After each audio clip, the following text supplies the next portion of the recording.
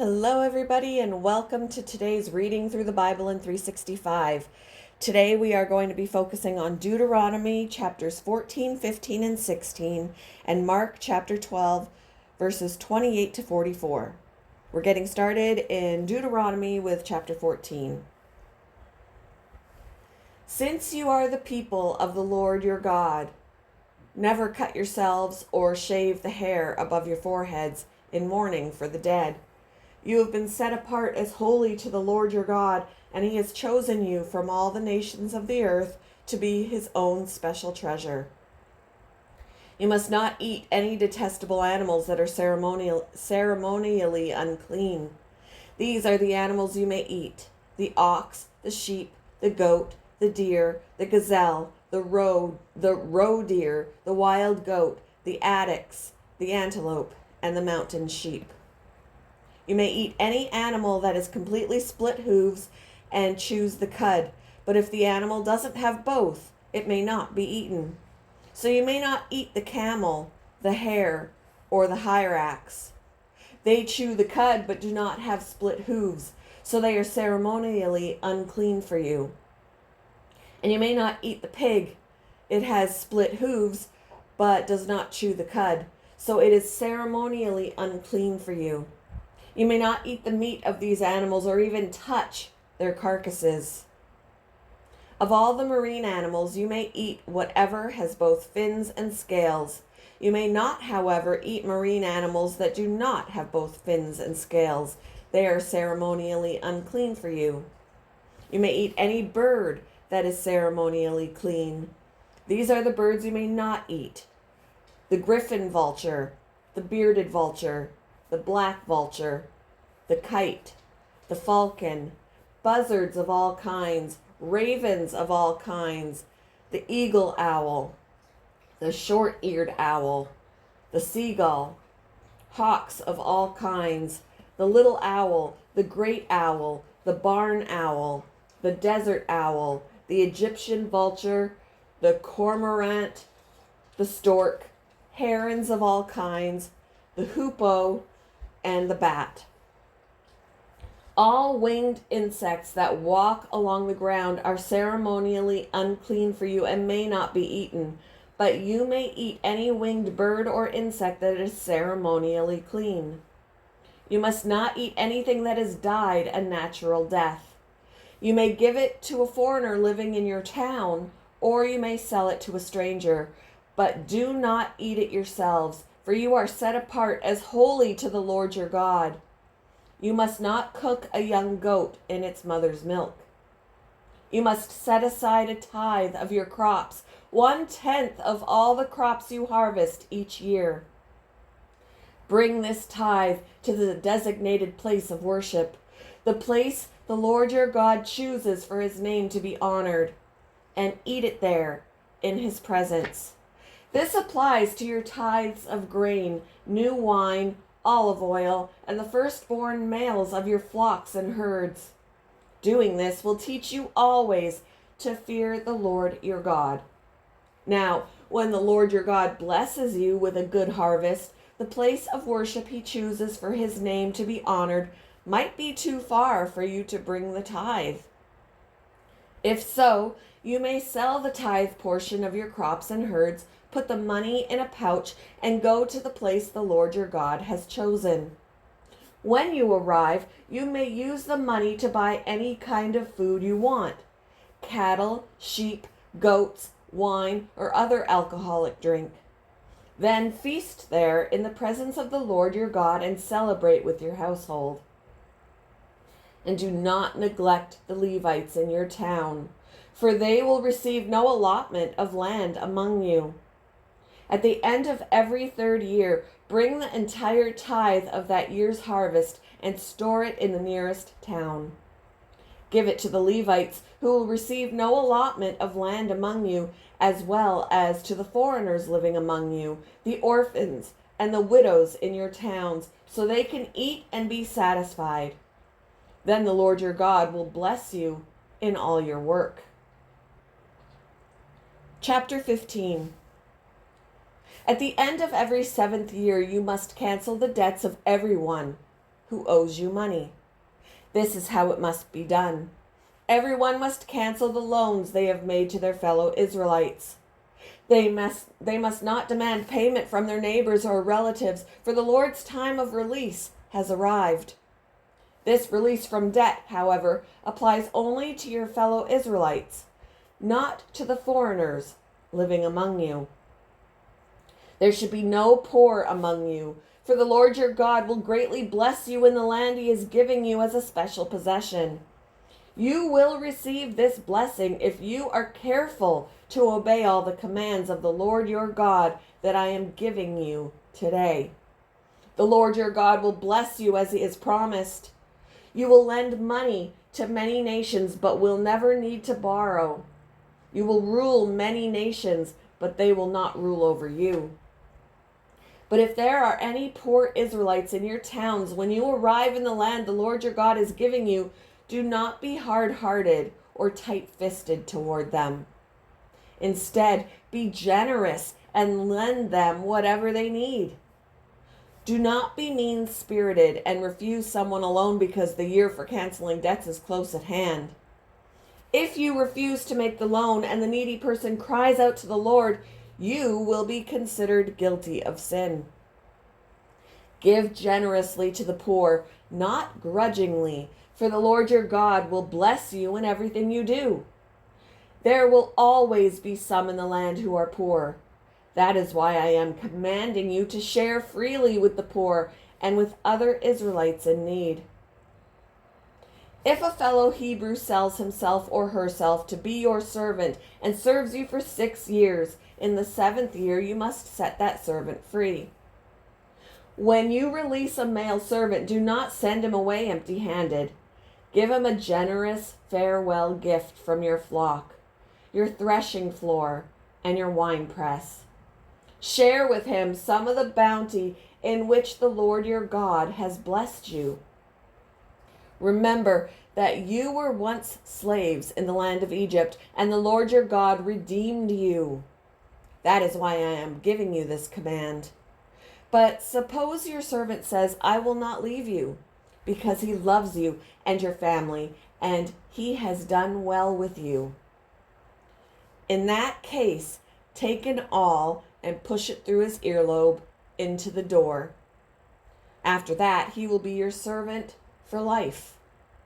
And do the same for your female servants. You must not consider it a hardship when you release your servants.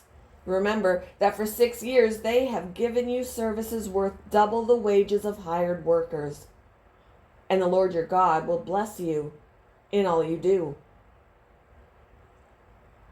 You must set aside for the Lord your God all the firstborn males from your flocks and herds.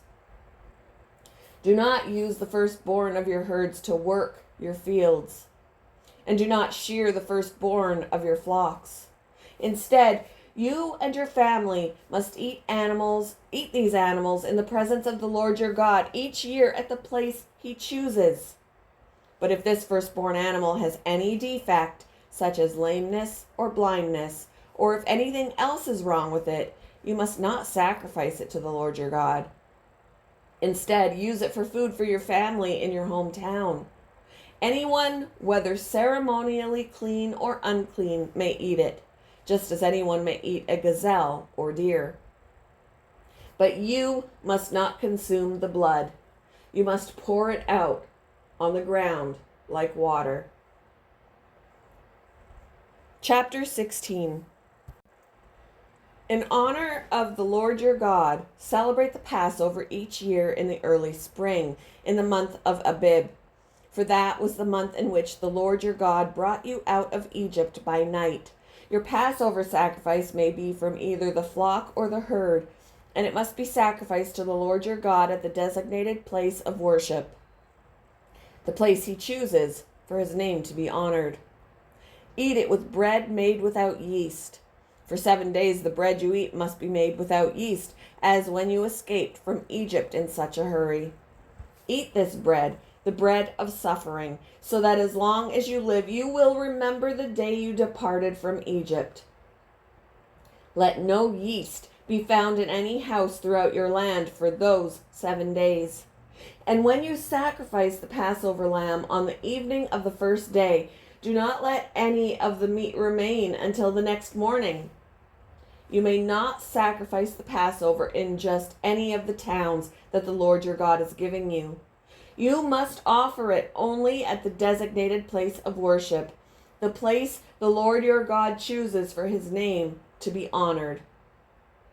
Sacrifice it there in the evening as the sun goes down on the anniversary of your exodus from Egypt. Excuse me. Roast the lamb and eat it in the place the Lord your God chooses. Then you may go back to your tents the next morning. For the next 6 days you may not eat any bread made with yeast. On the 7th day proclaim another holy day in honor of the Lord your God, and no work may be done on that day. Count off 7 weeks from when you first begin to cut the grain at the time of harvest. Then celebrate the festival of harvest to honor the Lord your God. Bring him a voluntary offering in proportion to the blessings you have received from him. This is a time to celebrate before the Lord your God at the designated place of worship he will choose for his name to be honored. Celebrate with your sons and daughters, your male and female servants, the Levites from your towns, and the foreigners, orphans, and widows who live among you. Remember that you were once slaves in Egypt, so be careful to obey all these decrees. You must observe the festival of shelters for 7 days at the end of the harvest season, after the grain has been threshed and the grapes have been pressed. This festival will be a happy time of celebrating with your sons and daughters, your male and female servants, and the Levites, foreigners, orphans, and widows from your towns. For 7 days you must celebrate this festival to honor the Lord your God at the place he chooses, for it is he who blesses you with this bountiful for it is he who blesses you with bountiful harvests and gives you success in all your work. This festival will be a time of great joy for all. Each year, every man in Israel must celebrate these 3 festivals: the festival of unleavened bread, the festival of harvest, and the festival of shelters. On each of these occasions, all men must appear before the Lord your God at the place he chooses, but they must not appear before the Lord without a gift for him. All must give as they are able, according to the blessings given to them by the Lord your God. Appoint judges and officials for yourselves from each of your tribes in all the towns the Lord your God is giving you. They must judge the people fairly. You must never twist justice or show partiality. Never accept a bribe, for bribes blind the eyes of the wise and corrupt the decisions of the godly. Let true justice prevail, so you may live and occupy the land that the Lord your God is giving you. You must never set up a wooden Asherah pole beside the altar you build for the Lord your God, and never set up sacred pillars for worship, for the Lord your God hates them. Moving on to Mark chapter 12, and we're going to start at verse 28 and finish up the chapter. One of the teachers of religious law was standing there listening to the debate. He realized that Jesus had answered well, so he asked, "Of all the commandments, which is the most important?" Jesus replied, "The most important commandment is this: Listen, O Israel, the Lord our God is the one and only Lord. And you must love the Lord your God with all your heart, all your soul, all your mind, and all your strength. The second is equally important. Love your neighbor as yourself. No other commandment is greater than these." The teacher of religious law replied, "Well said, teacher. You have spoken the truth by saying that there is only one God and no other. And I know it is important to love him with all my heart and all my understanding and all my strength, and to love my neighbor as myself. This is more important than to offer all the burnt offerings and sacrifices required in the law." Realizing how much the man understood, Jesus said to him, "You are not far from the kingdom of God." And after that, no one dared to ask him any more questions. Later, as Jesus was teaching the people in the temple, he asked, "Why do the teachers of religious law claim that the Messiah is the son of David? For David himself, speaking under the inspiration of the Holy Spirit, said, 'The Lord said to my Lord, sit in the place of honor at my right hand until I humble your enemies beneath your feet.' Since David himself called the Messiah my Lord, how can the Messiah be his son?" The large crowd listened to him with great delight.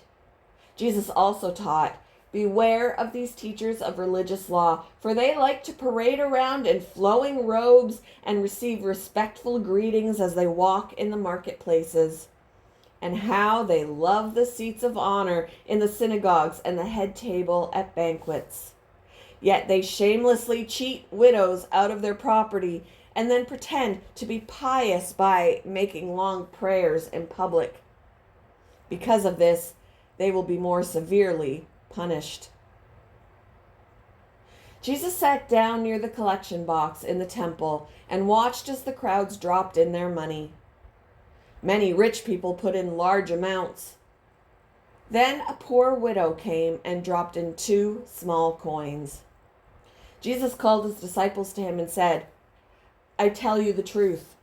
This poor widow has given more than all the others who are making contributions, for they gave a tiny part of their surplus. But she, poor as she is, has given everything she had to live on."